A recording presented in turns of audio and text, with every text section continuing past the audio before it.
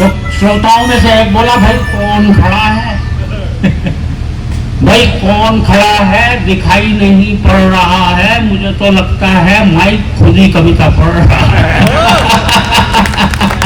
बहुत बढ़िया, सुंदर, जोरदार तालियां एक बार बता दीजिए। उसकी बगल वाला श्रोता बोला, लगता है तू भी कच्चा खा गया है।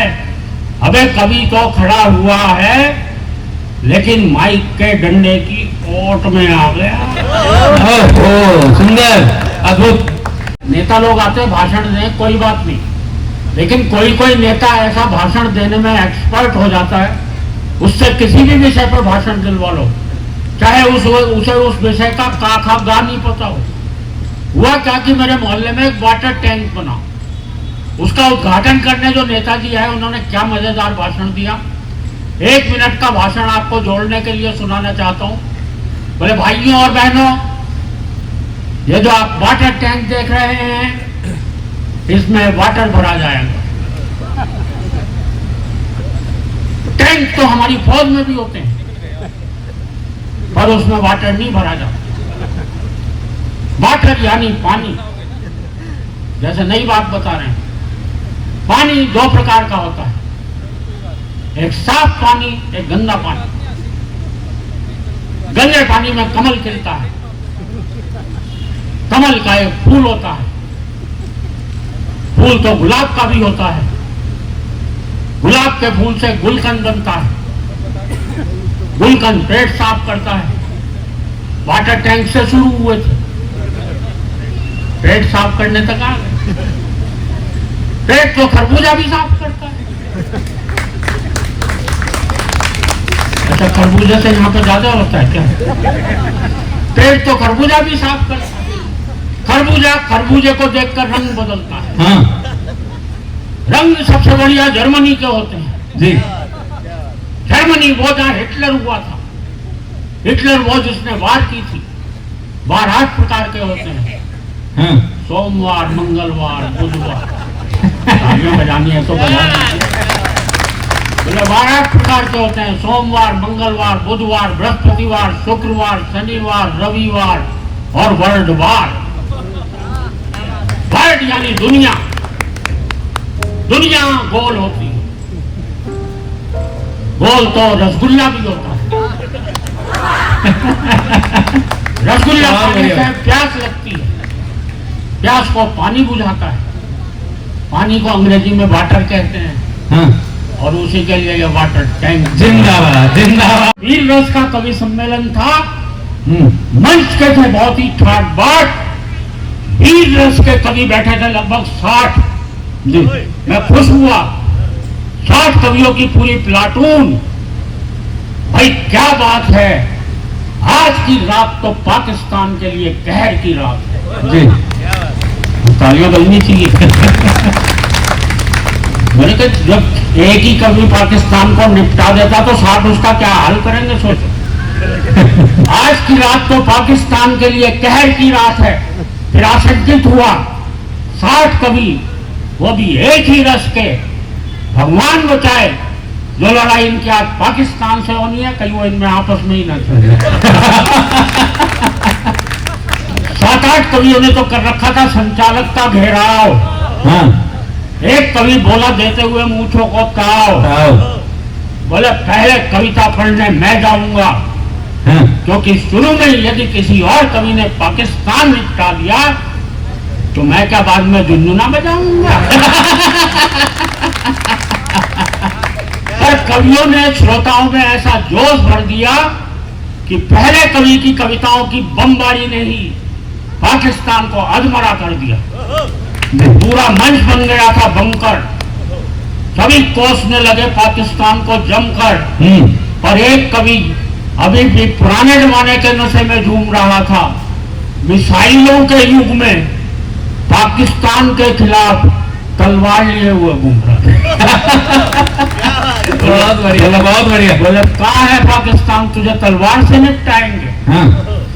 अच्छा, तो तलवार पर मुझे ध्यान आ रहा, उन दिनों परवेज मुशर्रफ पाकिस्तान के सेनाध्यक्ष थे।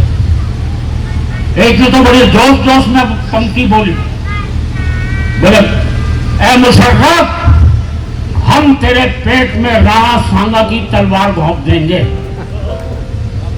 तो मैंने दिनेश भाई से पूछा, मैंने कहा यार राणा सांगा की तलवार साले 400 साल पुरानी जंग लगी हुई तलवार।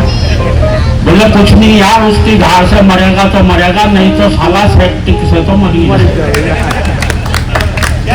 बहुत बढ़िया। एक बार जोरदार तालियां बजा दीजिए आप आदरणीय महेंद्र अजनबी जी के लिए। तो एक कवि ने पाकिस्तान को तलवार से, एक ने बंदूक से उड़ाया। एक कवि तो शायद अर्थशास्त्री था जी, एक भी पैसा खर्चा नहीं किया, पूरे पाकिस्तान को फूंक से ही उड़ा दिया। जी, बहुत बढ़िया। अब जो कवि आया उसने अपना एक हाथ कमर पर लगाया इस तरह से, एक हाथ एक दिशा में उंगली करके उठाया इस तरह से। आप लोग दृश्य का आनंद लेना, आपकी तालियां आएंगी। और जोर से चिल्लाया, सुन ले पाकिस्तान सुन ले, सुन ले पाकिस्तान सुन ले।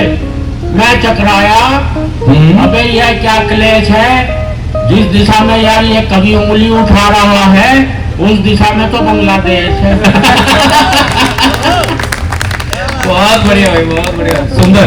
इसे कविता को गलत डायरेक्शन में नहीं सुनाना चाहिए था, ये वाला हाथ पीछे करके दूसरे वाला उठाना चाहिए।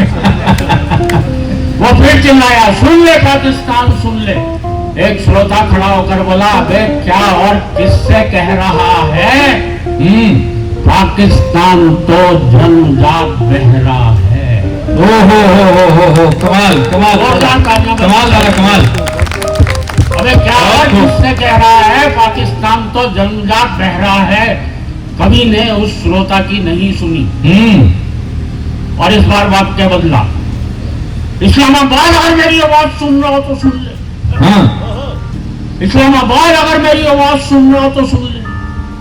पीछे से एक श्रोता बोला, भाई जब तुम्हारी आवाज यहीं तक ठीक ठीक नहीं आ रही है, तालियां बजनी चाहिए। बोले भाई जब तुम्हारी आवाज यहीं तक ठीक ठीक नहीं आ रही है तो इस्लामाबाद तक कैसे जाएगी। वीर रस का अब जो कभी आया होगा भाई साहब करीब 15 किलो का। मास्टर मैं अंदर की बात नहीं कर रहा हूँ।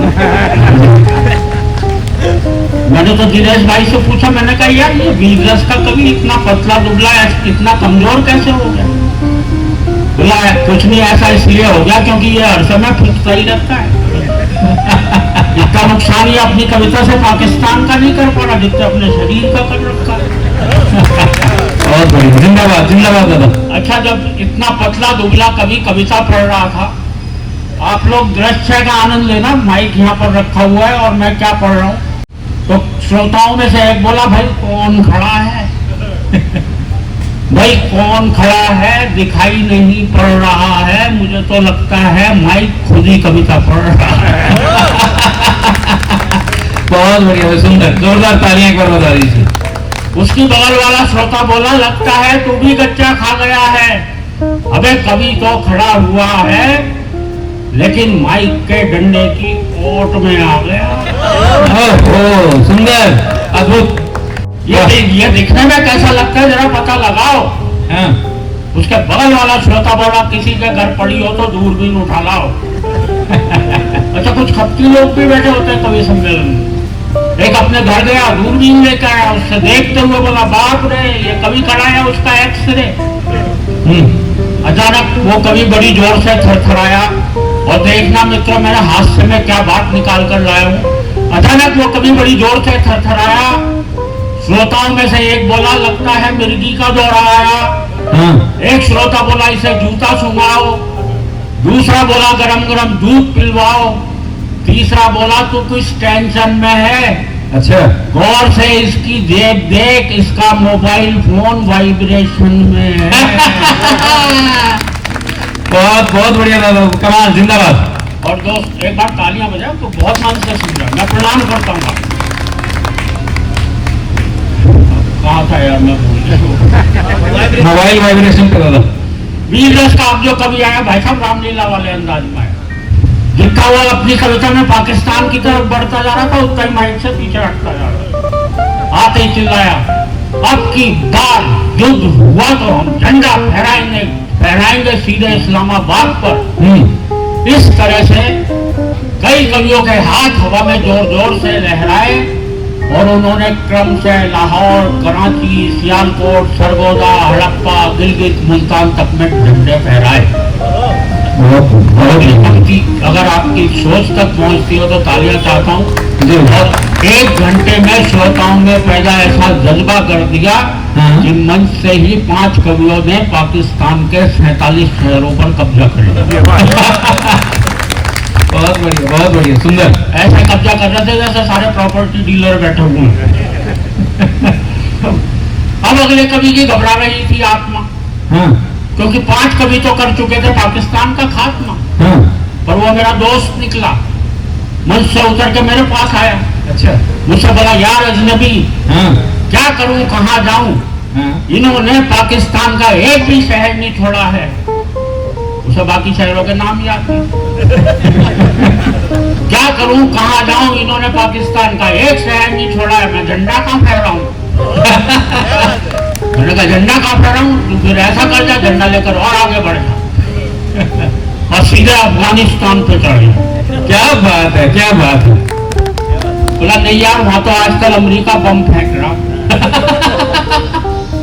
मैंने कहा, फिर उसके आगे ईरान है, वहां तेहरान निकल जा। तेरा क्या जा रहा, वहां फहरा दे।